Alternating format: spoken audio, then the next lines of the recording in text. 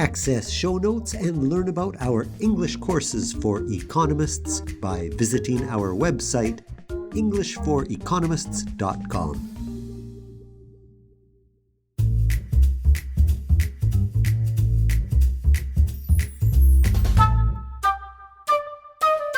Hello and welcome to podcast number 14.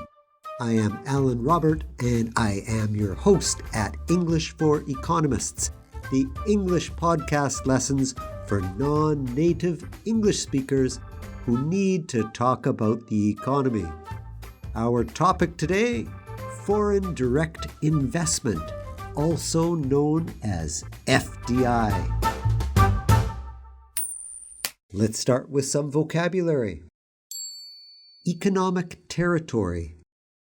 Economic territory is the area under the effective economic control of a single government. Economic territory. Residence. The economic territory where the enterprise has its main economic interest. Foreign parent. A foreign parent is an owner residing outside the host country which has at least 10% ownership in the enterprise. Parent, the same word as your mother or father, a parent. Inward flow. Inward flow is a measure that captures FDI from one market to the host country. So that's the money that comes into a country as a foreign direct investment. Inward flow. The opposite would be the next word, outward flow. Outward flow is the measure that captures the FDI from the source to a foreign country. So that's the money that goes out as an investment to someplace else. Outward flow. Okay, well, most economists agree that foreign direct investment, or FDI, is beneficial for the economic development of the host country. And friends, by host country, I mean the economic territory that receives the investment, the host country. Another use of the word host, for example, is if you have people over to your house. You are the host, so the host country. Well, the benefits of FDI are many and can include the creation of new jobs, especially if the investment is used for the construction of new projects. Also, for developing economies, FDI can be key for bringing new technology into the country. Some countries benefit more from FDI than others because the nature of the investment can create an important multiplier effect.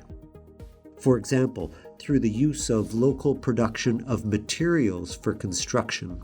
So FDI can result in an important multiplier effect. Well, it's possible to identify the direct impact of FDI on economic development through the national accounts. However, FDI could also have many indirect impacts that are more difficult to capture, such as the development of human capital. And by human capital, I mean people's skills, their knowledge. New companies that come from abroad can come with training and teach people new skills. So the development of human capital. Generally speaking, developing economies receive a net inward flow of FDI, and developed economies a net outward flow. That makes sense. Richer countries invest in poorer countries where local funding is scarce. For example, in a country with plentiful natural resources, a large investment could be necessary to develop them. And if it's a developing economy, perhaps they need that funding from abroad. Well, what can be some of the disadvantages of FDI? The disadvantages of FDI could be that the revenues from the investment don't necessarily stay in the economic territory. By that I mean the host economy. But rather these revenues flow across the border to the foreign parent. And the foreign parent is in another country, of course. Now, depending on the scale of the economy of the host country, the outward flow of profit remitted to the foreign parent can even provoke a trade deficit.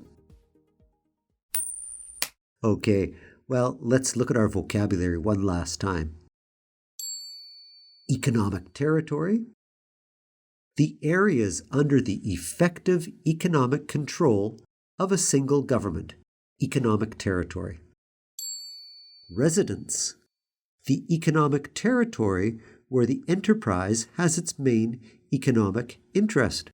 By the way, the house or the apartment where you live, that is your residence. So residence we also use in economic terms. Foreign parent. A foreign parent is an owner residing outside the host country which has at least 10% ownership in the enterprise. 10% or more, known as a foreign parent. Inward flow, well, that's the measure that captures the foreign direct investment from one market to the host country. And outward flow, well, this is the measure that captures foreign direct investment, or FDI, from the source to a foreign country. Okay, friends, that's all for today. The English for Economists podcast is new, so this is a good time to share it with your friends and colleagues. Also, if you have any suggestions or comments, or maybe you're interested in some English classes, write to me at alan@englishforeconomists.com. I would very much enjoy hearing from you.